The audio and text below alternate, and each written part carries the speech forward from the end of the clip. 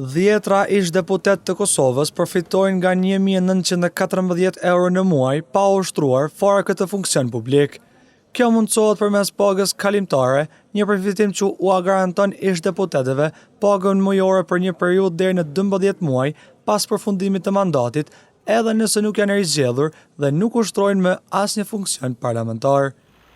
Në një kohë kur qytetarët e Kosovës përballen me rritje çmimesh dhe pasiguri ekonomike, vetëm nga legjislatura e fundit, e cila u konstitua më 11 shkurt dhe u shpërnda me 28 prill, një ish deputet mund t'i kushtoj buxhetit të shtetit rreth 23.000 euro për një vit pa punuar fare në kuvend.